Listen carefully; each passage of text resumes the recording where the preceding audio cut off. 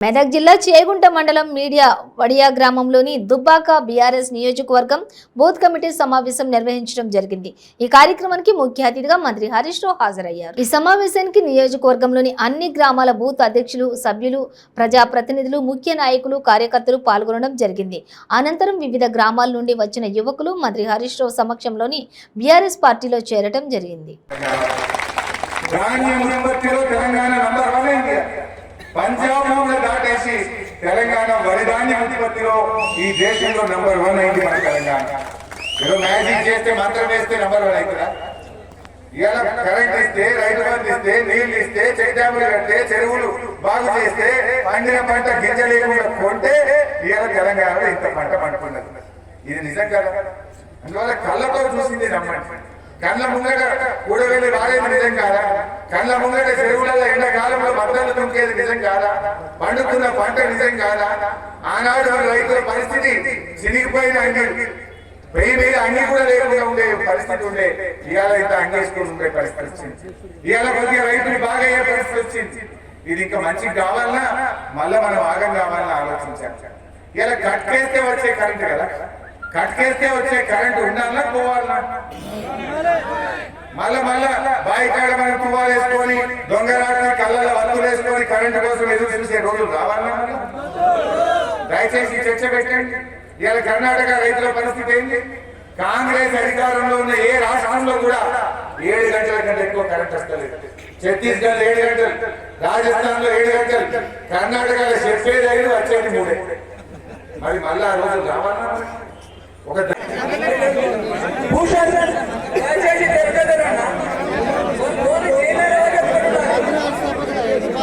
Senior కార్యకర్తలందరూ దయచేసి కింది దిగాలి।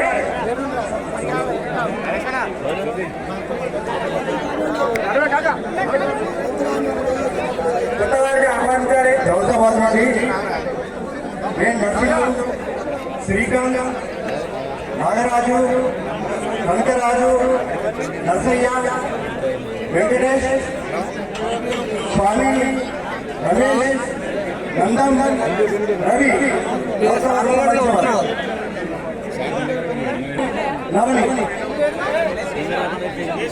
మహిళా అధ్యక్షురాలు గంగాలో కిందికి దిగాలి। దయచేసి వేదిక మీద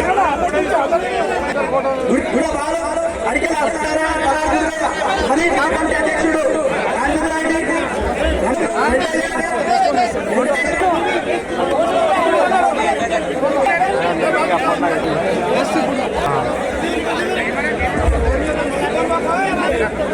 హలో ఫోన్లో మాట్లాడదు పక్కనే ఉన్నాడు।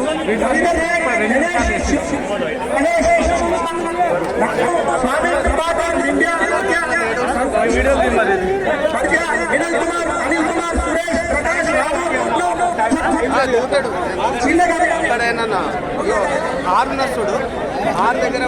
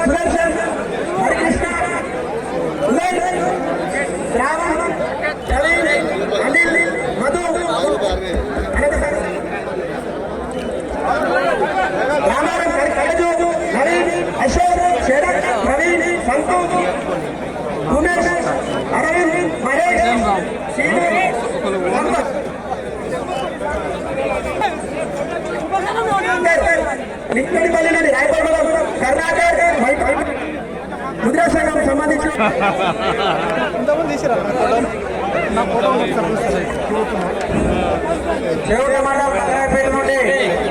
కృష్ణ శ్రీనివాస్,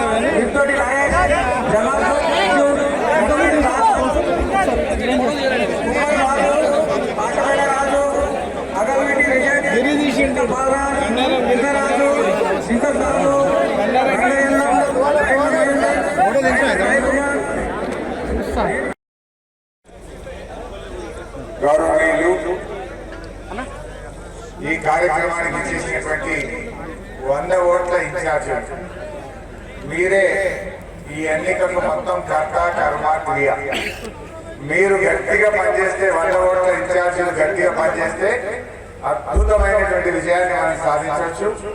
ఒక్క పిలుపుతో ఇంత పెద్ద ఎత్తున తరలి వచ్చిన మా 100 ఓట్ల ఇన్ఛార్జీలకు, బూత్ కమిటీ సభ్యులకు, బూత్ కన్వీనర్లకు, గ్రామ శాఖ అధ్యక్షులకు, గ్రామ సర్పంచులకు, గ్రామ ఎంపీటీసీలకు, మార్కెట్ కమిటీ చైర్మన్లు, డైరెక్టర్లు, ఆత్మా కమిటీ చైర్మన్లు, డైరెక్టర్లు, గౌరవ ఎంపీపీలు, గౌరవ జెడ్పీటీసీలు, మున్సిపల్ చైర్మన్ గారు, వైస్ చైర్మన్ గారు, కౌన్సిలర్లు, మండల పార్టీ అధ్యక్షులు, పార్టీ సీనియర్ నాయకులు, పార్టీ కార్యకర్తలు, పెద్దలు రాజమౌళి మంత్రులు గారు, వెంకట నరసింహారెడ్డి గారు, మోహన్ రావు గారు, మనోహర్ రావు గారు, మోహన్ రెడ్డి గారు, రాజ్ కుమార్ గారు, మన సతీష్ రెడ్డి గారు, రాజ్ కుమార్ గారు, రాజగోపాల్ గారు, ఇంకా ఈ వేదిక మీద ఉన్న పెద్దలకు, కార్యకర్తలకు, మన బీఆర్ఎస్ కుటుంబ సభ్యులకు, జర్నలిస్టులకు, ప్రతి ఒక్కరికి పేరు పేరున నమస్కారం తెలియజేస్తా ఉన్నాం. ఉదయాన్నే అన్న దగ్గరికి హాస్పిటల్కి పోయినా. ఇవాళ ఉండు బిడ్డ, నేను పొడుగునే ఉన్నా కదా కనబడతాను. అయితే వాళ్ళు కూడా అవసరం కదని దుబ్బాకలు రానోళ్ళు కూడా చూడాలి కదా. అని వాటి టీవీ ఉండాలి తప్పదు. అయితే ఉదయం నేను ఇంకా మీటింగ్ పోతూ కానీ ప్రభాకర్ నేను కలిసేద్దామని పొద్దున్నే దవాఖానకు పోయింది. కానీ పాపం ఆయన పరిస్థితి ఎట్లా ఉందంటే మాట్లాడలేకపోతున్నాడు, ఇంకా ఐసీయూలోనే ఉన్నాడు.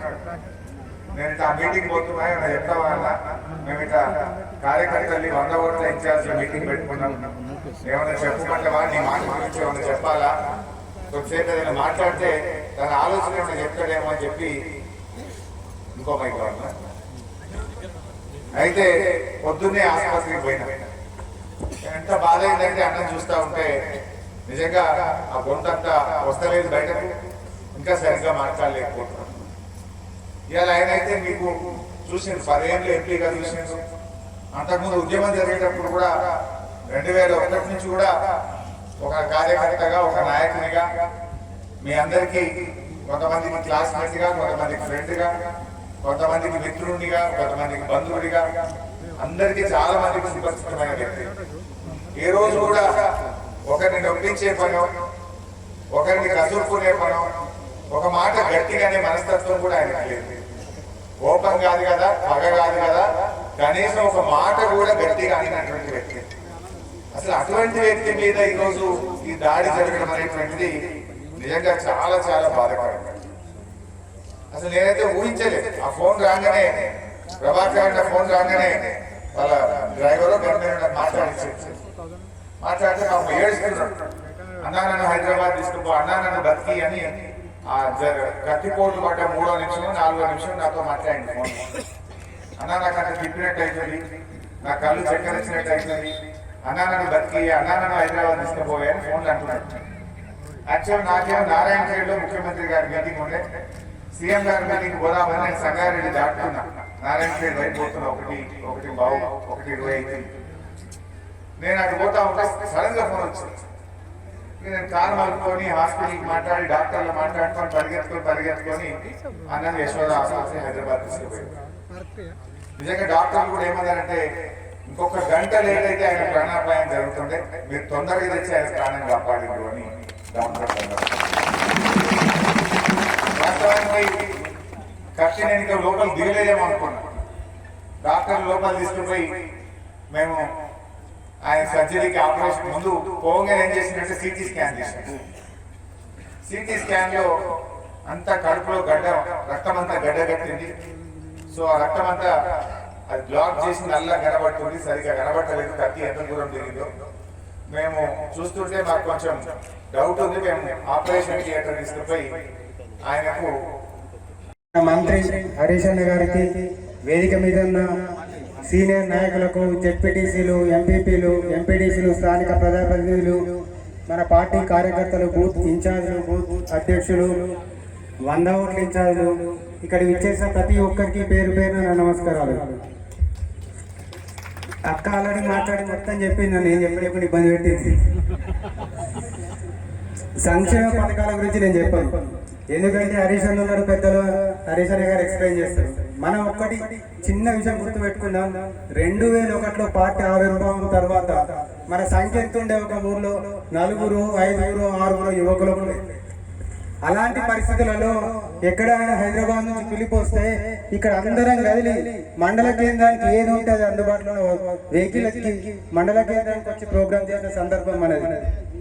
తెలంగాణ ఉద్యమంలో మనం ఏ విధంగా అయితే కష్టపడ్డామో అలాంటి కష్టం ఇప్పుడు మళ్ళీ పడాల్సిన పరిస్థితి మనకు వచ్చింది. ఎందుకంటే పాప ప్రభాకర్ అన్న తోటి నేను మొన్న గత నెల రోజుల నుంచి జర్నీ చేస్తున్నా. దగ్గర నుంచి చూసిన కల్మషం ఉండదు, కుట్రలు ఉండే క్రిమినల్ వ్యక్తిత్వం కాదు, మంచి మనిషి, మంచి మనసు.